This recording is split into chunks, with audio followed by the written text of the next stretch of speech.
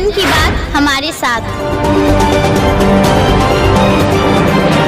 मैं सचिन से शादी करना चाहती हूँ। मुझे यहाँ रहना है, मुझे वापस नहीं जाना। हमारी शादी करा दें, हमारा घर बसे बस। नमस्कार मित्र, आज एक दिलचस्प मामले के साथ मैं आपके सामने हाजिर हुआ हूँ। कहते हैं कि आप चाहे जितना नकाब लगा लो, आप चाहे लबादे जितनी ओढ़ लो, लेकिन जो आपकी रीति रिवाज है, जो आपकी परंपरा है, जो आपका धर्म है, वो कभी ना कभी किसी ना किसी मौके पे परिलक्षित हो ही जाता है। वह हिंदू बन के रह रही थी, वह 2 महीने से हिंदू बन के रह रही थी। गले में मंगलसूत्र, माथे पे सिंदूर, घूंघट, साड़ी, सब कुछ हिंदू, वेशभूषा, बोलचाल सब हिंदू की थी। लेकिन ईद ना आया, मानो बवाल आ गया। उसकी मन में इच्छा हुई कि मैं इतने बड़े त्योहार को कैसे छोड़ दूं अपने धर्म की, और उन्होंने ईद को बड़े चुपके से मनाई। लेकिन आस पड़ोस की निगाहें ताड़ गई और फिर बवाल हो गया।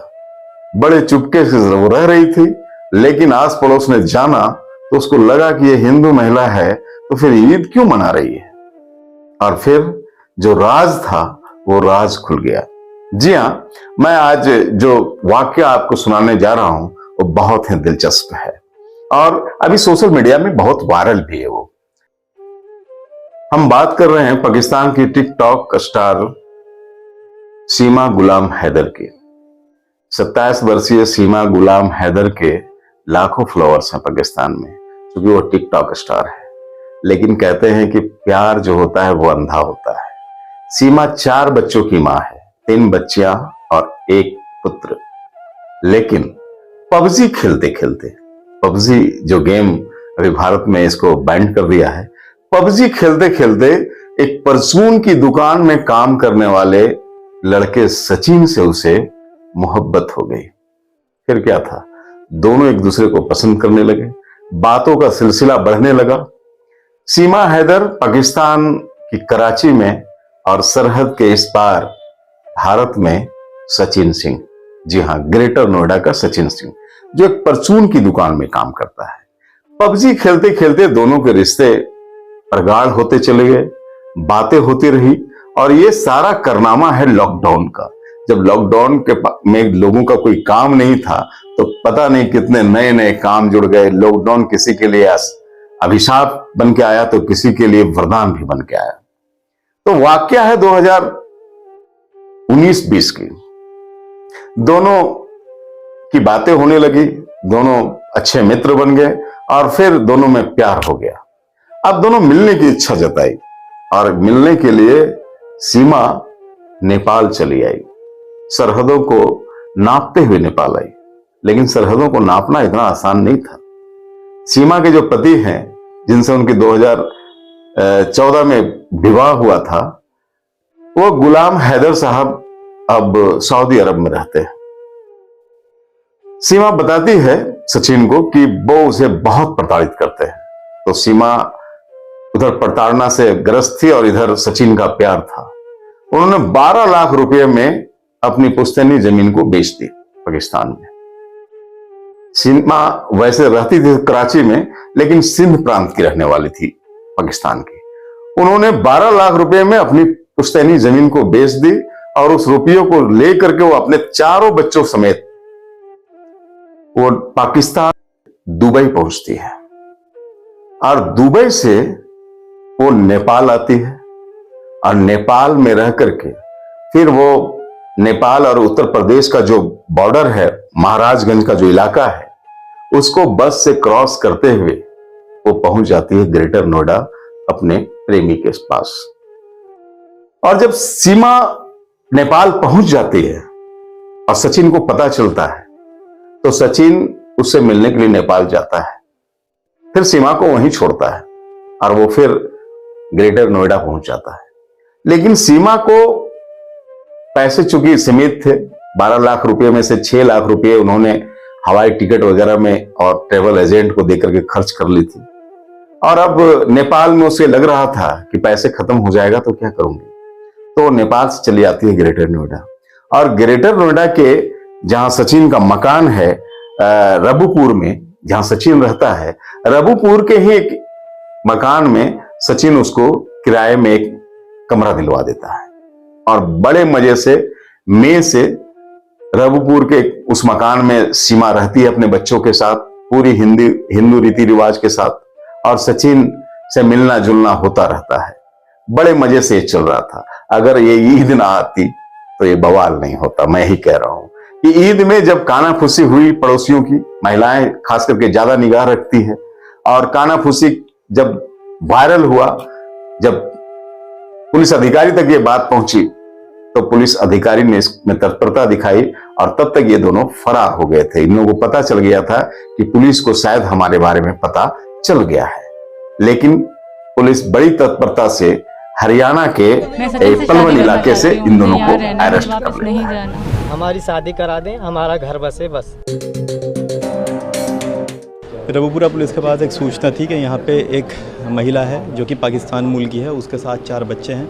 वो यहाँ पे, और एक व्यक्ति है जिसने उन्हें संरक्षण दिया है, वो लोग यहाँ पे है। जब पुलिस ने उन्हें ट्रेस आउट करने का प्रयास किया तो उन्होंने रघुपुरा से बाहर मूव किया, जिन्हें फाइनली वल्लभगढ़ हरियाणा में अरेस्ट किया गया है। सीमा ने बताया कि 2019 में के लगभग लॉकडाउन के समय वो इसके करीब आई थी सचिन के 2019/20 में। वहाँ पे इनकी थोड़ी मित्रता और फ्रेंडशिप बढ़ी। ये लोग इस साल मार्च में मिले थे नेपाल में, और उसके बाद फाइनली पूरी फैमिली के साथ सीमा जो है नेपाल आई थी मिड में, और वहाँ से नेपाल से वाया बस ये इधर नोएडा आई है, जहाँ पे इसे सचिन ने रिसीव किया था। यहीं पे अंबेडकर नगर स्थित एक कॉलोनी में ये लोग रह रहे थे, और ये सूचना जब हमें फ्लैश हुई तो हमने इसको गिरफ़्तार किया। यहाँ रहने के लगभग 1-2 वीक बाद जो है उसके फादर को भी इसके बारे में पता चल गया था, और उनके द्वारा पुलिस को कोई इसमें सूचना नहीं दी गई थी। इसने बताया कि पबजी के थ्रू ये संपर्क में आई थी। मूल रूप से सिंध की रहने वाली है, इस समय कराची में रह रही थी। कराची से यूट्यूब की कुछ वीडियोस देख के कि यहाँ पे कैसे शिफ्ट किया जाए वो उसने देखी, और वहाँ पे एक ट्रैवल एजेंट के माध्यम से इसने नेपाल का टिकट कराया, और नेपाल से वाया बस ये यहाँ पर आई है सचिन से मिलने। इसका हस्बैंड इस समय सऊदी में है, जैसे कि इसने बताया, और वहीं पे काम करता है। मैं सचिन से शादी करना चाहती हूँ, मुझे यहाँ रहना है, मुझे वापस नहीं जाना। मैं इनसे बहुत प्यार करती हूँ, मैं इनके लिए सब कुछ छोड़ आई हूँ, मुझे वापस नहीं जाना चाहेंगी आप? बिल्कुल भी नहीं, मैं वापस नहीं। ये नेपाल आई थी, नेपाल आने के बाद हम नेपाल में मिले थे 10 मार्च को। मिलने के बाद ये हम कुछ दिन वहाँ पर रहे, वो अपने यहाँ पर चली गई, हम अपने यहाँ पर आ गए। अब दोबारा आई थी वो यहाँ पर, हम इधर से इधर घूम रहे थे। घूमने के बाद पुलिस ने हम पकड़ लिए। पुलिस ने पकड़ने के बाद अब यहाँ पर हैं हम। तो हम बस एक वो मांगना चाहते हैं कि हमारी बस सरकार शादी करा दे बस। अब जो सरकार आज्ञा देगी वही तो होगा। अच्छा, तो प्यार अभी भी करते रहोगे? हाँ, प्यार अब भी करता हूँ। हम बहुत प्यार करते हैं आपस में। सरकार से क्या मांग कर रहे हो? सरकार से ये मांग कर रहे हैं कि हमारी शादी करा दें, हमारा घर बसे बस।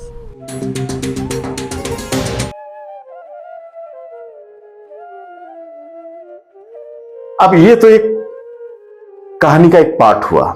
कहानी का दूसरा पार्ट जो पुलिस अपने इन्वेस्टिगेशन में खोज रही है, वो ये खोज रही है कि क्या ये हनी ट्रैप का तो मामला नहीं है, क्या ये पाकिस्तानी महिला पाकिस्तान की जासूस तो नहीं है, जो भारत के कुछ गुप्त चीजों को हासिल करने के लिए सचिन से प्यार की पींगे बढ़ाई है। क्या इसलिए तो वो पाकिस्तान से यहां पे नहीं आ गई? ये अभी पुलिस इसकी तहकीकात में लगी हुई है, अनुसंधान में लगी हुई है। और तब तक सीमा के 4 बच्चों समेत सीमा पुलिस के कब्जे में है, सचिन पुलिस के कब्जे में है, और सचिन के फादर भी पुलिस के कब्जे में है, और पुलिस पूरे अनुसंधान में लगी है। लेकिन प्रथम दृष्टया यह मामला पूरी तरह से मोहब्बत का लगता है, प्रेम का लगता है, प्यार का लगता है। आपने सुना होगा कई बार अभी सोशल मीडिया में चीजें वायरल होती है कि कोई मुस्लिम लड़का हिंदू बनकर के हिंदू बच्ची को, हिंदू ज्योति को फंसा लिया, या उसके साथ मोहब्बत कर लिया और फिर उसको मार दिया, या कुछ इस तरह की बड़ी घटनाएं सोशल मीडिया में चलती रहती है।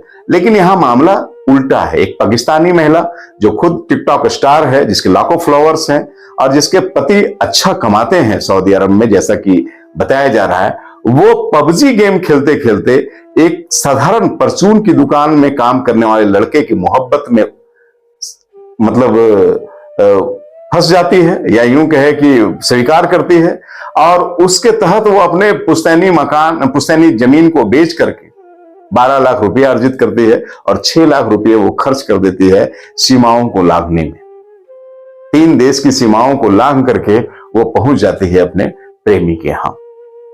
तो इसे आप मोहब्बत ही कहेंगे। बाकी मैं पुलिस तहकीकात में अभी कुछ कहना नहीं चाहता, जब तहकीकात सामने आएगी तो हम बात करेंगे उसकी। लेकिन जो डीसीपी हैं ग्रेटर नोएडा के शाद मियां खान, वो कहते हैं कि सारी चीजों की अभी तहकीकात की जा रही है, सारी चीजों को देखा जा रहा है कि कहीं ये मामला जासूसी को लेकर के तो नहीं है।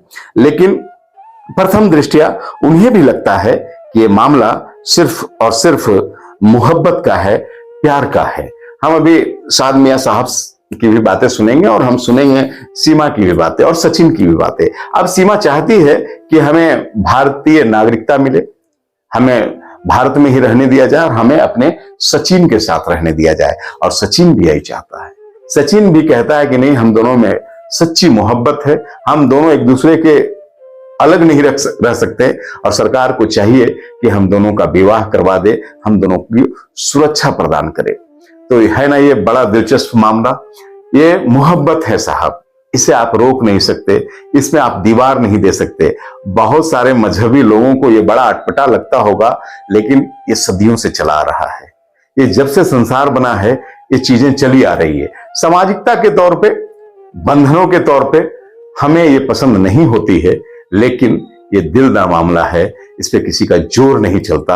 अब देखिए कि सीमा और सचिन का आगे का भविष्य क्या होता है, उन 4 बच्चों का भविष्य क्या होता है, और सीमा के जो पति है जो सऊदी अरब में रहते हैं गुलाम हैदर साहब, उनका रिएक्शन क्या होता है, और भारतीय पुलिस, भारतीय एजेंसियां इस सीमा और सचिन के इस लव पोर्टल में क्या नया तलाश सकती है। क्या सचमुच ये जासूसी का मामला है, क्या सचमुच ये हनी ट्रैप का मामला है, या ये खालिस मोहब्बत है, मोहब्बत है, मोहब्बत है।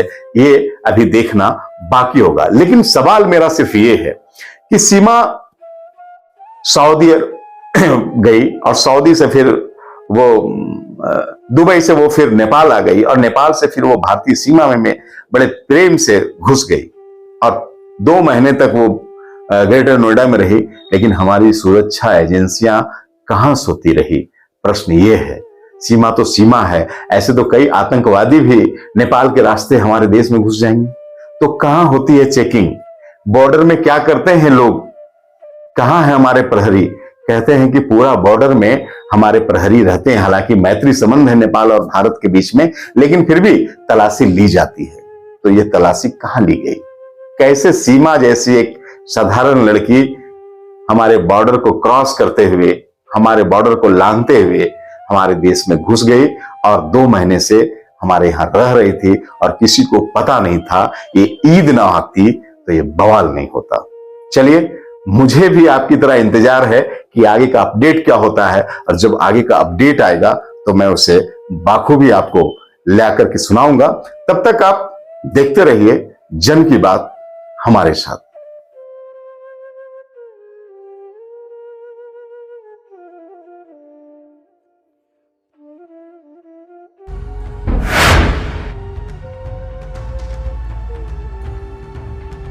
अफवाहों की हजामत करते हैं हम, खबरें और सिर्फ जन की बात करते हैं। जन की बात हमारे साथ। A state interview with Vijay Chaurasia.